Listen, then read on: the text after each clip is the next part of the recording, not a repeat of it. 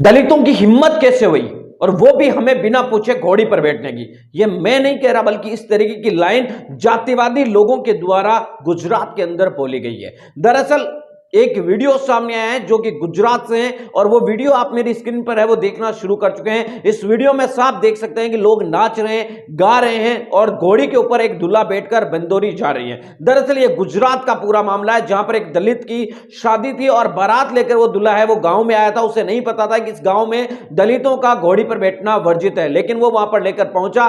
बाराती वहां पर नाच रहे थे और कूद रहे थे। इसी दौरान अपराधियों में से एक वहां पर पहुंचता है और उस दलित दूल्हे के साथ मारपीट करता है।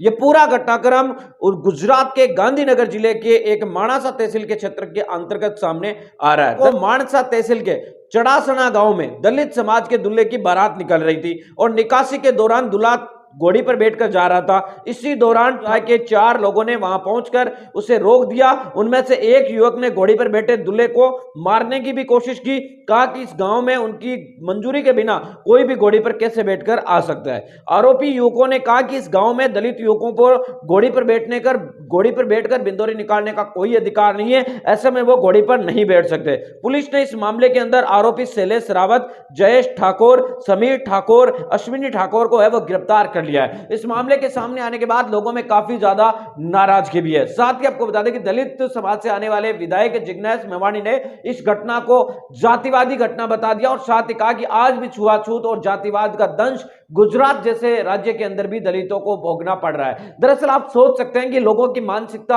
आजादी के 75 साल बाद में भी नहीं बदली है और लोग उसके बावजूद कहते हैं कि आपको आरक्षण मिल रहा है, आपको SC/ST एक्ट मिल रहा है। आप सोचिए कि 75 साल बाद भी घोड़ी के ऊपर बैठने पर इन लोगों के पेट में इतना ज्यादा दर्द हो रहा है, तो फिर प्रोटेक्शन के लिए अनुसूचित जाति जनजाति को अगर संविधान में कुछ अधिकार प्रदान किए गए हैं तो इन लोगों को आपत्ति क्यों हो रही है? और हकीकत में आपत्ति उन्हीं लोगों को हो रही है जो नहीं चाहते कि समाज के अंदर समानता हो, जो नहीं चाहते कि समाज के अंदर एकता हो, एक मजबूत बने और समाज के अंदर सभी लोग बराबर रहें। आज बाकी राज्यों के अंदर, बाकी देशों के अंदर सभी लोग एक समान रहते हैं, लेकिन हमारे देश के अंदर कहने को तो सब हिंदू है, लेकिन उनके अंदर भी ये इससे नीचे है, ये उससे नीचे है, ये उससे ऊपर है। इस तरीके के भेदभाव और वर्ण के जो संक्रामक स्थितियां हैं वो देखने को मिल रही है। कुल मिलाकर बात साफ है कि लोकसभा चुनाव 2024 आने वाले हैं और आजादी के इतने साल बीत चुके हैं, लेकिन उसके बावजूद भी अभी तक जातिवादी लोगों की मानसिकता नहीं बदली।